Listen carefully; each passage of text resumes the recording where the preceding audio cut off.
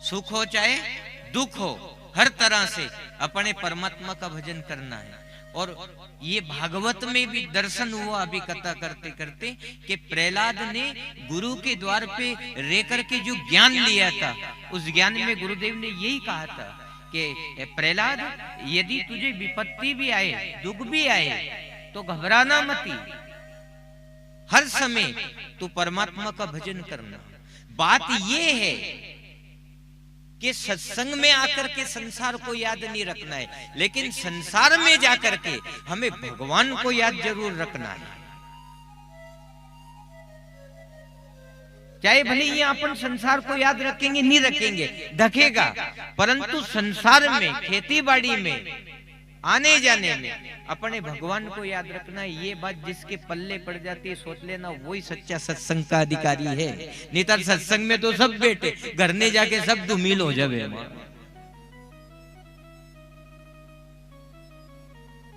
अब फिर लोग बाग के ए कथा तो बड़ी बैठ के सुन रही हो, तो देखो रे देखो यो यहाँ गाड़ा दे रही हो, कई लोग बाग के वे, क्योंकि उसने ध्यान नहीं रखा तो वो वृत्ति गलत जगह चली गई। सत्संग में बैठ करके जो घर ने जाता है तो भोजन बनाते, एक गोपी जैसा भाव, ध्रुव प्रहलाद जैसा भाव, ऐसा भाव आपका हो जाना चाहिए। भोजन बनाते समय भी ईश्वर को याद रखो,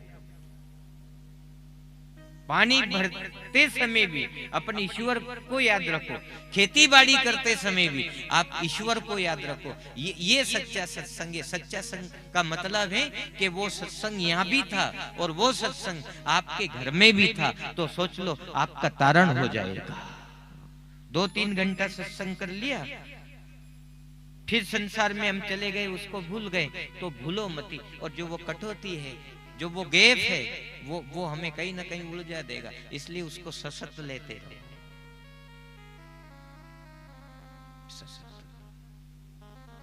वो भजन गाया था ना, हम प्रभु तेरा द्वार न छूटे रे। हाँ, भोजन के स्वाद में ही मत डूबो, एक दिन भोजन भी फीके लगेंगे। किसी के शब्द में मत डूबो कि हमारी बहू तो अच्छी है, थोड़ा दिन बाद वो खाबा दौड़ी, फिर अच्छो नहीं लगी। तो जहां जो आपको अच्छा लग रहा ना, भले ही अच्छा लगे, पर वहां फिर भी आप परमात्मा को जीवन में धारण करके रखो, चाहे भले कहीं भी हो, लेकिन भगवान नहीं छूटना चाहिए। जो चीज छूटे तो छूटे, भले ही शरीर छूटे, लेकिन परमात्मा नहीं छूटना चाहिए। ये कथा का सार है। आज की कथा का सार तो यही है। प्रहलाद जी जब छोटे थे, गुरुकुल में गए, जब पढ़ के आए ना, तो उनके गुरुदेव ने, नारद जी ने यही कहा था कि विपत्ति के समय परमात्मा को याद रखता है वही गुरु का बेटा है, याद रखना। जो घर ने जाए, उतार चढ़ाव आवे, उसमें परमात्मा को याद रखे, वही भगवान का बेटा है। और अगर जो दुख और उतार चढ़ाव देख करके वो घबरा जाए और भगवान को भूल जाए, तो फिर वो मदद कौन करेगा बताओ तुम्हारी? मदद कौन करेगा? मदद करने वाला तो केवल परमात्मा है।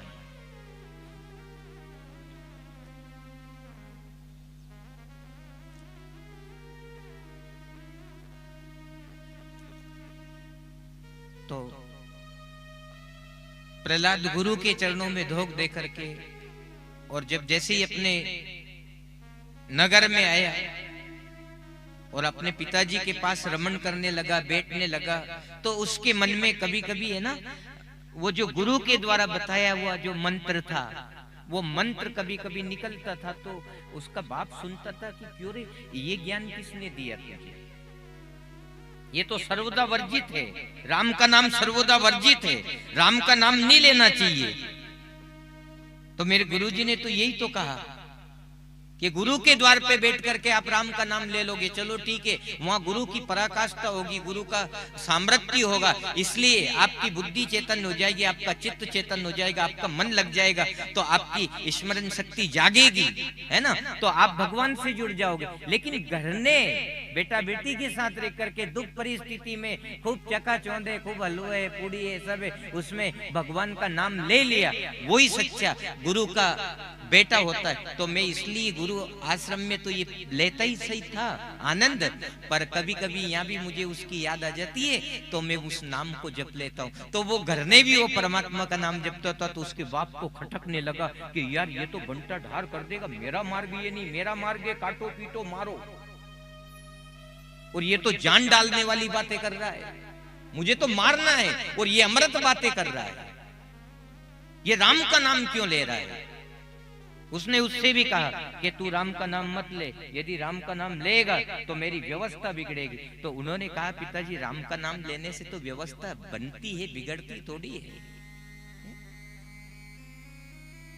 राम जी समुद्र पार कैसे उतरे, पर वो राम का नाम यदि पत्थर पे लिख दिया तो सेतु बन गया। ये तो बनाने जैसी व्यवस्था है ना, राम का नाम बिगड़ने जैसी व्यवस्था थोड़ी है। और आप कह रहे हैं कि व्यवस्था बिगड़ेगी, बिगड़ती नहीं है, राम का नाम से व्यवस्था सुधरती है।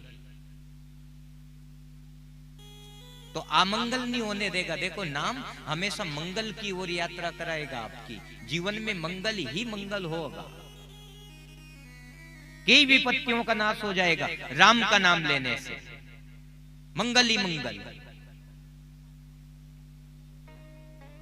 ये बात जरूर है, पर अपने पेट भर वाले है ना, माता बहना सब कथा शुरू हो जा जे के बाद ही आवे। सरपंच साहब अपन काल लेट नहीं आएगा, अपन 12 बजे ही आएगा।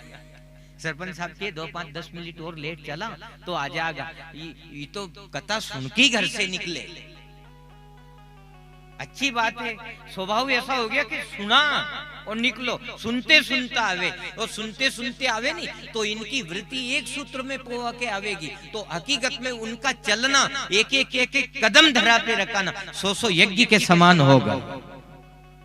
असोदी है कि अपन भी काल कथा शुरू हो जाएगी जल्दी आएगा, ऐसा है।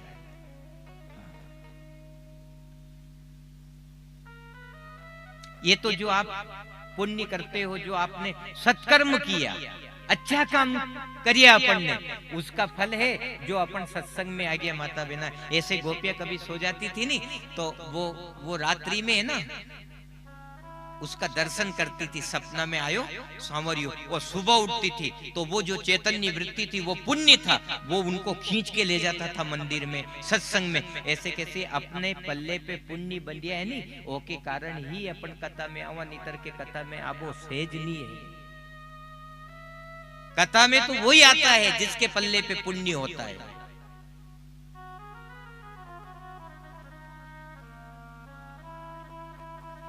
और जिनके पल्ले पे पुण्य नहीं है वो भटक रहे हैं, वो थोड़े आएंगे, क्योंकि वो अधिकारी नहीं है, वो अधिकारी को बुलाता है। तो अपने कृपा मिली भगवान की, अपन आ गए है ना। इसलिए वो गोपियां फिर कहती थी कि मारे खानो नहीं भावे, मारे पीनो नहीं भावे, खानो नहीं भावे, पीनो नहीं भावे,